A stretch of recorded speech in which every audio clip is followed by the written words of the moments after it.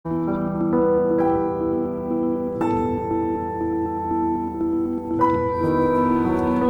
Accident झाला हे मला कळलं नाही रे पापा, मला कळलं नाही. आणि नळाला लागला, नळाला लागला आणि त्यानं मला ही घटना सांगितली.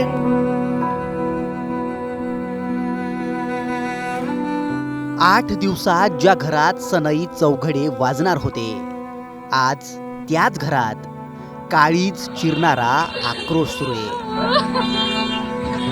8 दिवसात जी लेक आनंदानं नवीन संसार थाटणार होती, त्याच लेकीचा गाडीच्या एका टायरनं कायमचा घात केलाय. ही माझी भाऊ बहिणी बोलत नाहीये म्हणे. राणीला सुद्धा लागलं आणि तिच्या हाताला लागलं म्हणे, पप्पा डोक्याला लागलं.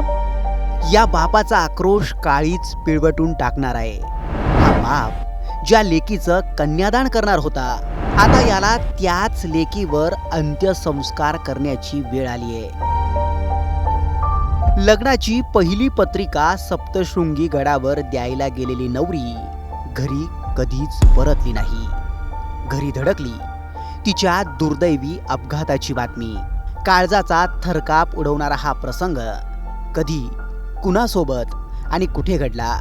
एका टायरनं एका हसत्या खेळत्या संसाराला कसं उद्ध्वस्त केलं, याचीच इमोशनल स्टोरी या व्हिडिओत पाहायला मिळेल. आणि बहिणी गेल्यासारखेच झालं म्हणे, असं मला त्यांनी सांगितलं.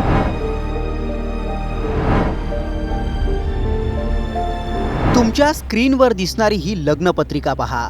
पत्रिकेतली हसणारी ही नवरी आता या जगातच नाही, यावर कदाचित तुमचाही विश्वास बसणार नाही. मनात आयुष्याच्या नव्या स्वप्नांचा गोडवा आणि डोळ्यात भविष्याची सुंदर स्वप्न. अवघे 8 दिवस उरले होते. शिखाच्या डोक्यावर अक्षता पडणार होत्या, पण ज्या देवीला ती आपल्या सुखी संसाराचं साकडं घालायला गेली, त्याच देवीच्या दारातून परतताना काळानं असा काही घाला घातला की अख्खा महाराष्ट्र सुन्न झाला. अमरावती जिल्ह्यातील परतवाडा इथं राहणारी शिखा बेलसरे.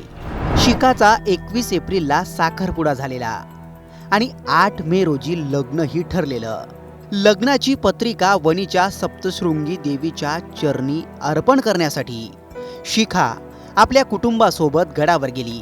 तिनं देवीची ओटी भरली, मनोभावे दर्शन घेतलं.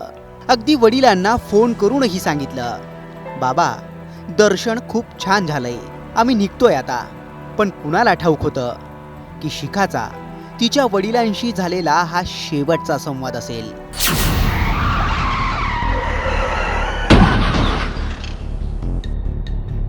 परतीच्या प्रवासात जळगावच्या पाचोरा तालुक्यातील महादेवाचे बांबरूड गावाजवळ ही काळ रात्र उभी होती.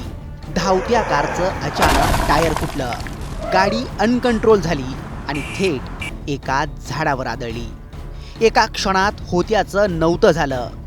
ज्या कारमध्ये लग्नाच्या गप्पा रंगल्या होत्या, तिथं आता फक्त रक्ताचा सडा आणि किंकाळ्या होत्या.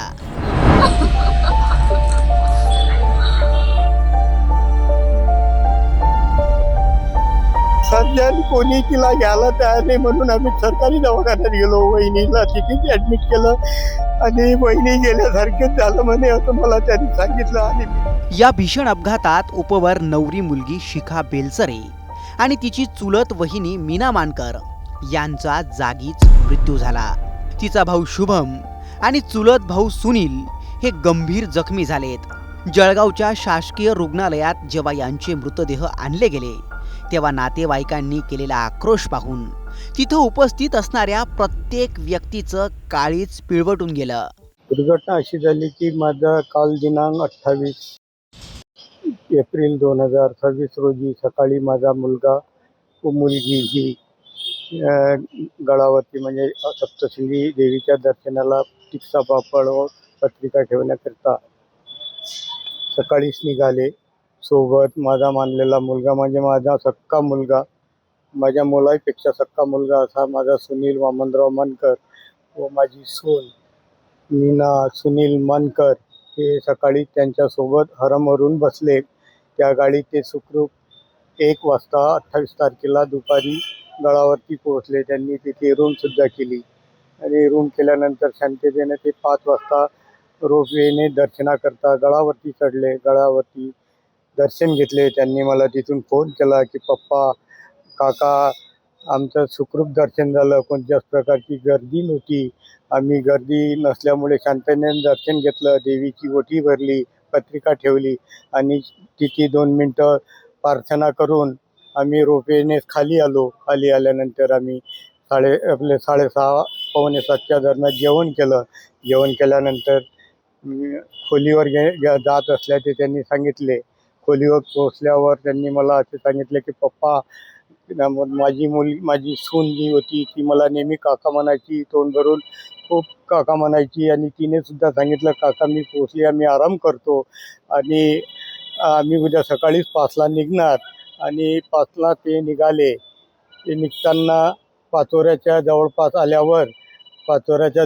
आल्यावर मी त्यांना फोन केला की बाबा आता तुम्ही सकाळीच निघाले, नाश्ता वगैरे करून घ्या.